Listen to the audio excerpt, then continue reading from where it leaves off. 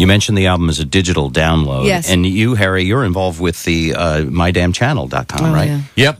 Yeah, I do videos for them. Sometimes I do one a week. Right now, I just Good stuff. Thank you. And both of you have embraced where technology is going. Yeah. Hey, And you're an HD. yeah. I know because I heard it in the lobby. Yeah. It's like you were sitting in my lap. We're that's hot Soiling damn himself. radio for those of you who don't have it yet. Well, there are lots of things. Everything is going to be delivered IP in one form or another, and it's going to change the way people listen to things. Like they may just pick the songs they like off of your album instead of a whole album. That's correct. And they may listen to your episodes and be grateful that they're not 2 hours long because people are time crunched. What other changes? You guys seem to have a bit of a handle on the future. What other changes do you see in the way people access entertainment art? I think that you have to embrace this stuff because ultimately this is how it's going to be, and nobody knows how to make any money from it at this point. That's the tough major part, problem, yeah. is that nobody knows how to structure this. That will But also if you make come. enough money to pour beer on the old industry, then Then my life, then my job is done, my friend. right. Then my job is done. I can die a happy woman. But it's just things like I'm sat at the piano yesterday. I film 3 of the songs from this upcoming release. I know that in the next few weeks they're going to be out like on a weekly basis on Facebook and up on my damn channel, YouTube. They're instantly available. It's like the days when you could cut a single, in the morning. You always hear these things about Elvis cut a single, and then that afternoon it was playing on the radio. And it is that to me is truly exciting again. The fact that you can be heard. I can put something out. It can be heard by anybody around the world. The difficulty right now, structure-wise, is people don't know how to get to the front of these places. It's how do I get onto the front page of iTunes? How do I get on the front? So it's as competitive as ever. Which means that marketing is still going to be as much in demand as ever. Yes. It's just going to be harder to do. Oh, boo-hoo for the people that Boo-hoodly-hoo-hoo. used to doing it with Monopoly. But Thank you. the good part is that in this new world, the middlemen play much less of a role, so that a wider range of stuff is going to be available to people out there, and you will find more stuff that is hits your button, particularly taste-wise, as opposed to So, and the other difference is that you mentioned My Damn Channel. It's structured so that the artist not only has control, but the artist makes the lion's share of the money, which is a very, very, very different equation. Yeah. Hold on, let me give you a proper ding. Thank you. Yeah. Thank you. Does that mean, when's the last time you heard that the artist makes the lion's share? This industry has been backwards. Revolting amounts of money, exorbitant, disgusting amounts of money for a very, very long time. And it's always been very thrilling to think that you could be a part of that. But I think those days are done. That's the amazing thing about the internet is that throughout really the modernization of society, people have tried to control the distribution of everything, whether it's whatever widget it is, and the people control the distribution, make the money.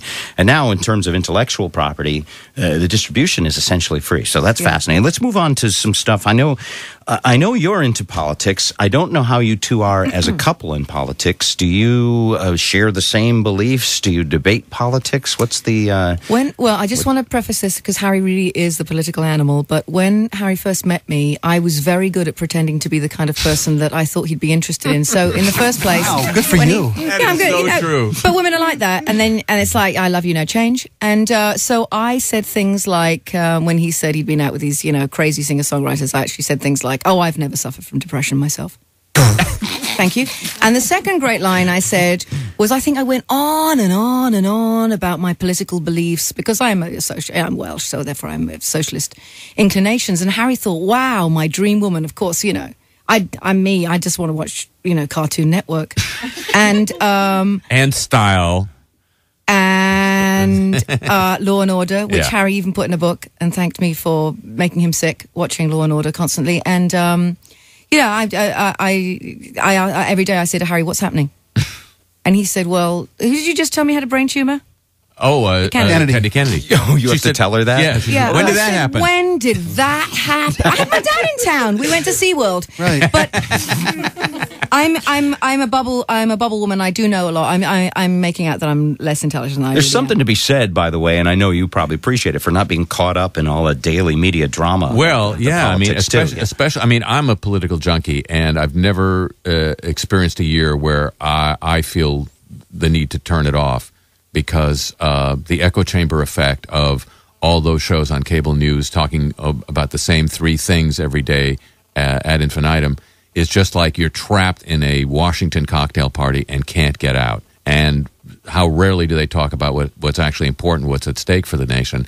They talk about who's up, who's down, who's the consultant that got fired, what gaffe did who make, and when it was being, it's what pros in Washington talk about, but it's not what affects the country. Now, the last Democratic convention, we had the honor of having you on as a correspondent. That's right. Are you going to be covering the convention again? Not going to happen this year. No, because the last time CBS Radio had a guy, a high up there named Rob Barnett, who has left and is now running My Damn Channel. So good friend of mine, by the way. I love Maybe that's how we got Harry. Rob is, yeah. Isn't he the best guy? Rob named my firstborn. Are you serious? That's right. Oh, he's great. Gosh. So, I mean, a genius like that would have asked me back, but he's moved on. So, whatever genius is running the place. Well, I'll be running a burrito truck outside the Democratic National Convention because we're having a huge million won march. Harry Shearer, Judith Owen.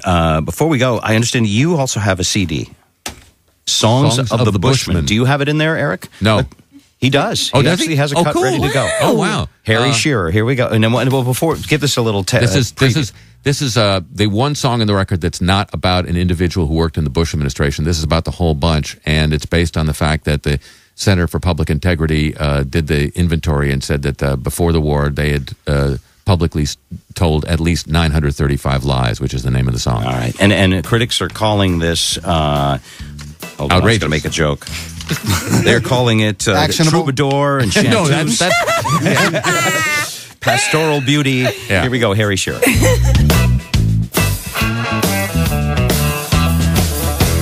think tank did the counting.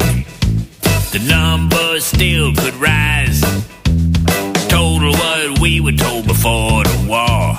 935 lies. 935 falsehoods. Told by our leading guys. Eyes of steel, tongues of fork. 935 lies. One a day, it'll take you 3 years. Is this like the bottles of beer on the wall? Are you going to go through them? No, I don't. In the video on My Damn Channel, I do go through some of them on the screen while you're. All right, we'll mention that mydamnchannel.com. Yeah. And Judith Owen, who is here you're going to do Portland. Tomorrow night. And then you're coming back. Tomorrow night, yes. And then we're at the Mississippi Studios, I believe. But Triple Door Thursday night. Harry, I'm really hoping, I'll be on at 8:30. I'm hoping that Harry might actually debut one or two of those songs from the new CD. That's very nice. And he's definitely doing one from the last one, which was Grammy nominated. How do you get that? Amazing. Thank you. Although I have to say, if I had to be trapped on a desert island with only one singer of your family, it probably wouldn't be you. And I'm so much healthier these days. We'd have a great time. All right, It'd be thank great. you. All right, who's coming up next? I don't know. Who is coming up next? Oh, Congressman Jim McDermott is here, and we'll have him on in just a little bit. All the information about Judith and Harry and the show at the Triple Door is online at bobrivers.com.